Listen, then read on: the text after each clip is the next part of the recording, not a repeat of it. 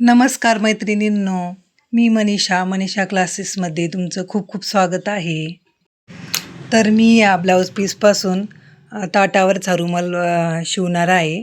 तर कारण की ह्या ब्लाऊज पीस शिवायला परवडणार नाही, म्हणून मी ह्या पीसाचा वापर ताटावरचा रुमालासाठी करणार आहे. हे रुमाल आहे. रुमालासाठी मी ब्लाऊज पीस आणि अस्तर हे घेतलेलं आहे. तर माझी एक विनंती आहे, तुम्हाला व्हिडिओ जर आवडला तर लाईक करा आणि चॅनलला सबस्क्राईब करा. चला तर मग व्हिडिओला सुरुवात करूया. आता मी हे अस्तरवरती ठेवून अशा पद्धतीनं कट करून घेते. तुम्ही व्हिडिओमध्ये बघू शकता. तुम्हाला जे जे ताट घ्यायचं असेल त्या पद्धतीनं असं गोल त्याला राऊंड मारून कट करून घ्या. आता मी हे अस्तर कट करून घेते अगोदर. नंतर जे ब्लाऊज पीस घेतलेला आहे आपण रुमाल बनवण्यासाठी त्यावरती ठेवून ते पण आपण कट करून घेऊ.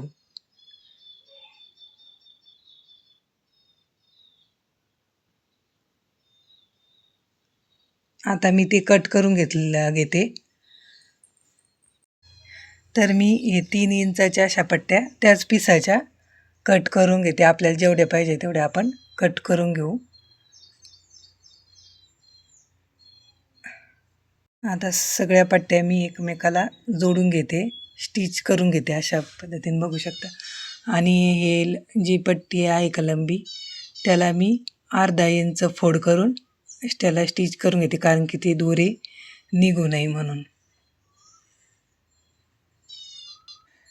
तर मग आता हे अशा पद्धतीनं आपण स्टिच करून घेऊ. छोट्या छोट्या चुन्या पाडून घेऊ त्याला. या अशा पद्धतीनं तुम्ही व्हिडिओमध्ये बघू शकता. मी अशा छोट्या छोट्या चुन्या त्याला पाडून घेत आहे. तुम्हाला जेवढ्या पाहिजे तेवढ्या छोट्या मोठ्या चुन्या तुम्ही पाडून घेऊ शकता. तर मग जी शिल्लक कट केलेला कपडा आहे ते कट करून घेते आणि त्याला स्टिच करून त्याला पण चुनी पाडून घेते. आणि जी स्टिच केलेलं आहे ते मध्ये चुन्यामध्ये टाकून अशा पद्धतीनं त्याला स्टिच करून घेते, कारण की ते वरती दिसणार नाही म्हणून.